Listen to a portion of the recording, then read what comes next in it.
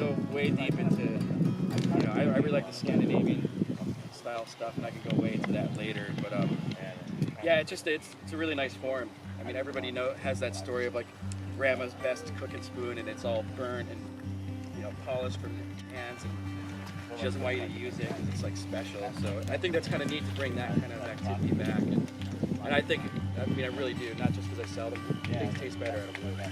So you can make a lot of different stuff. I'll be doing spoons and maybe a cup later, but this is kind of my main forte. And, in Finland, they call this a pizza. And you've probably seen a lot of them with the 2 finger bowls. Kind of a modern throwback, but Sweden, they call this a kosa, and it's just something I've really loved. And this is carved out of the same type of wood, white birch, and you can see just from hand oils and coffee, the whole thing's just super dark. So I don't know any other material out there that ages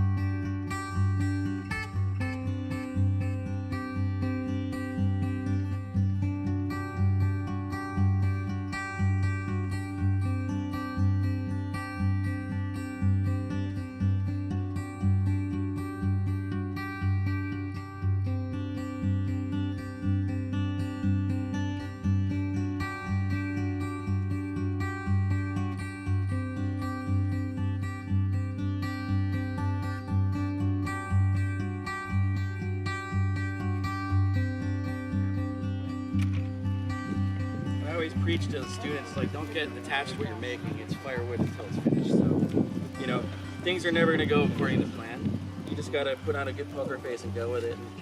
And things evolve, and that's how you learn to be a better craftsperson, is just rolling with it and find it. You know, some of my best stuff has come from mistakes. And it doesn't go to waste even if it's ruined, because you just throw it in there and then you'll heat up the house with it. So I'm just going to go for a dead simple design. All kinds of stuff going on. Handles, ladles. I'm just gonna go for eating spoons because everybody knows kind of what that's like. So the average person figured out how much firewood did they make per spoon? Probably a lot. Probably a lot. But I mean, generally, you know, there's some good.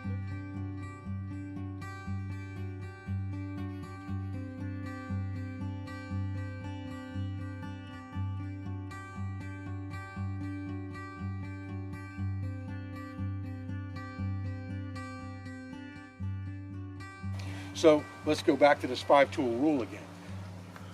If you look at what we do, first of all, understand that there's a direct relationship between wood and metal. And those are the 2 things you should understand over everything else in bushcraft. Everybody wants to talk about primitive skills in bushcraft. I notice that everybody likes to put the cart before the horse, because the first thing you want to learn how to do is start a bow drill fire. Why the hell do you want to do that? That's the last thing you ever want to do. Learn how to use a set of matches. Learn how to rescue a Bic lighter. Learn how to use that ferro rod and a magnifying glass 9 ways to Sunday. Then worry about learning how to make a bow drill fire. It's a skill you should know, but it's the last skill you should ever want to use. And it's going to be a cold day in hell before you're going to find me without a cigarette lighter. I can promise you that. Because nobody's going to steal my pants. I'm never going to be naked and afraid. So even if I fall out of my canoe on the river, there's going to be a cigarette lighter in my pocket. So when am I ever going to start a bow drill fire? Probably never. Do I know how to do it? Oh yeah, I do. I can do it blindfolded. But the point is, it's not the first thing people should learn. The first thing people should learn is how to use the gear that they have. And all of these things become a resource. And when I talk about the 5-tool rule, it really doesn't, it's not so much of a survival mentality as it is a bushcraft mentality. Because what we talked about with the bushcraft mentality is the 1-tool option. When Richard Graves talked about bushcraft, he said, affecting usable objects in the landscape using a single tool. And that was bushcraft, right? Thomas Baird and all of those guys who wrote about woodcraft talked about using multiple tools for the same thing. So I would say that woodcraft, all it is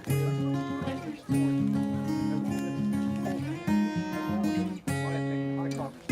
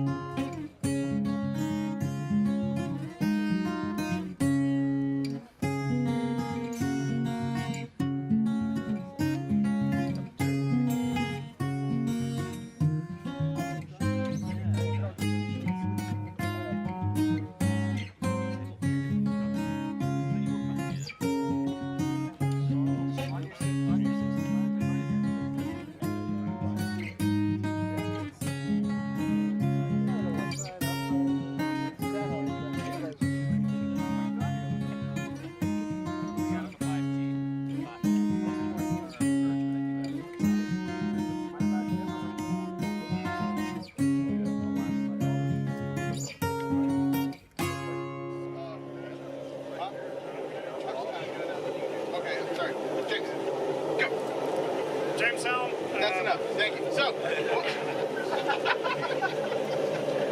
I was on Forge of Fire more recently, and also had the cat small group, so took and had a couple of six, so 2 Forge of Fire champions. make it Texas proud. So the alloy I'm using here is 1084, which is often referred to as beginner steel, which it is because it's easy to move under the hammer, it's easy to heat treat, it's forgiving, but it's also a really good performing steel if you halfway know what you're doing. So even though it's a beginner steel, that doesn't mean that someone who's the master can't also really make it shine. It's a good steel all around. What I'm doing really quick, I will tell you this trick if you're using any type of recycled leaf spring, because remember, it's been a leaf spring. It was made to be a leaf spring. It has a leaf spring shape. And every now and then, I did it twice. It's happened to me twice. You forge out a blade from a leaf spring, you leave it for a little while, you come back, it's a leaf spring again. So, it kind of has to go through a couple of thermal cycles at the beginning. Let it, the springiness comes back if it wants to, because memory, metal memory is kind of inherent in the steel once you leave it over a certain number of times.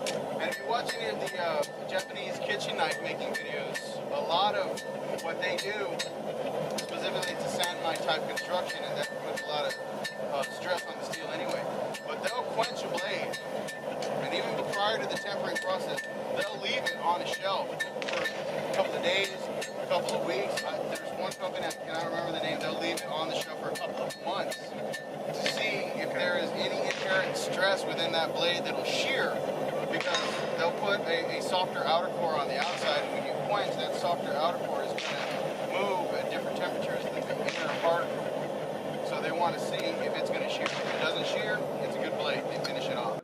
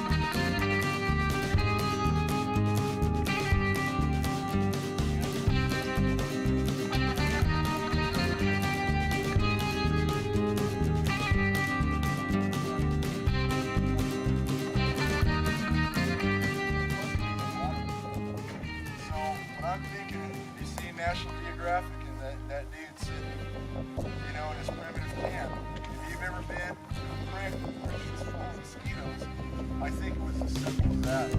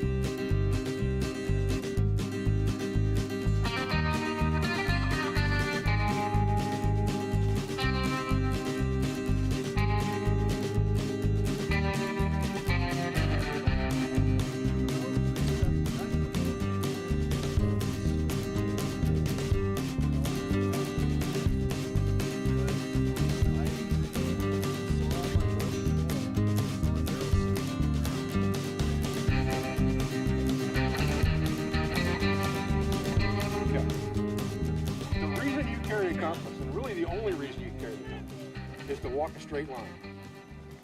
happened to asthma? Because everyone experiences lateral drift, either left or right, and there's lots of variability in lateral drift, and you got to figure out what your personal lateral drift is depending on the scenario, because if your backpack is loaded heavier on the left than it is the right, you may veer off in that direction. If you have one leg that's slightly longer than the other, you may veer off in that direction. If you are walking side hill terrain, you're going to vary in that direction. If you are walking with the sun and the sun's in your face and you're constantly turning away from the sun, you're going to walk off in that direction. It's going to happen to you over time. And that's why people tend to, what they say, walk in circles when they get lost, because they drift laterally in one direction long enough over distance that they walk in complete circles. So the reason you carry a compass really is to walk a straight line. It's not to tell north, south, east, or west. And I'm going to show you something real quick.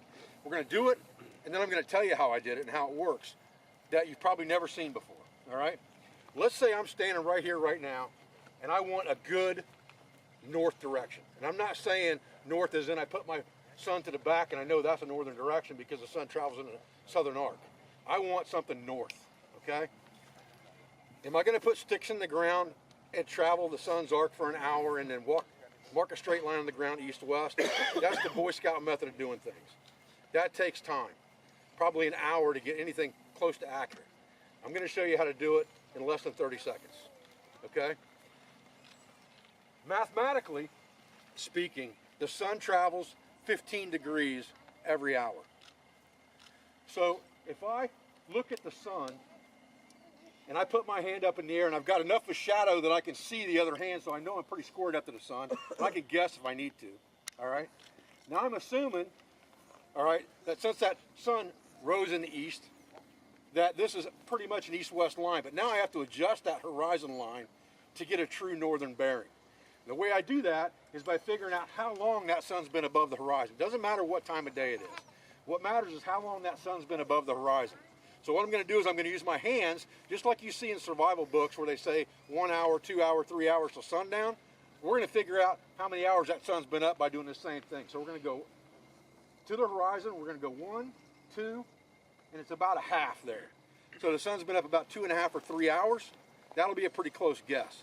Now what we're going to do is we're going to come over here and we're going to get lined up on that sun facing an east-west line, and we're going to adjust that by 15 degrees every hour. And the way we do that is 3 times 15 is 45 degrees. So if I just put a 45 with my feet and go to there, I should be facing pretty much north. So there's a 45, boom. According to my compass, I'm 4 degrees off of north. Magnetic north. Remember, there's a difference between magnetic north, true north, and solar south, okay? So if I'm only 4 degrees off, that's a whole lot better in a matter of 30 seconds than putting sticks in the ground for an hour to find an east-west line, which is really going to be no more accurate than that with your compass anyway, because your compass is magnetic north, and depending on the declination you are, it's going to change that anyway, all right? So the reason that works is because the sun moves 15 degrees approximately every hour. You've counted how many hours the sun's above the horizon, and you've adjusted your horizon line that many degrees to obtain an east-west line here and a north-south line here. So you can see my back's not really to the sun. Noon's going to be over here. All right? On the axe. 1, 2, 3, 4, 5, 6, 7, 8, 9, 10, 11, 12, 13, 14, and we put a stake in the ground. And when we're out walking, we're not doing this. When we're out walking, we're just putting this stuff, we're logging this in our notebook. These are all points that are logged in our notebook. So we've got camp, the first azimuth in the distance, the second azimuth in the distance, and these are in our linear lines on our notebook, okay? So this is where we walked on our scout. And this is what we want right here. So now, while I'm sitting out here, and I want this, all I'm going to do is put this line on the ground with a piece of bank line, lay my compass on there, put the needle in the doghouse again, and it's going to tell me that the azimuth back to my camp is 272 degrees, and then all I got to do is measure how far it is, and I know exactly what the distance is. So this is a really good method. Number one, it's very visual.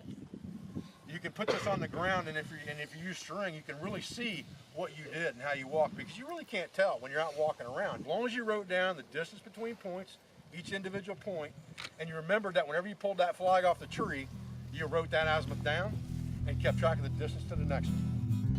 Take a couple more. Aren't you supposed to be in it? Yeah, what the hell? Photoshop, man.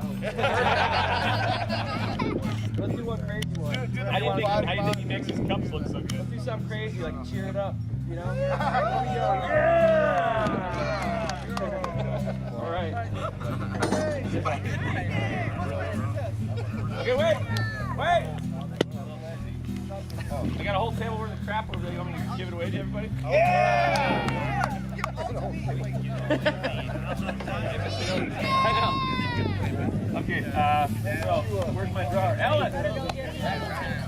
Yeah.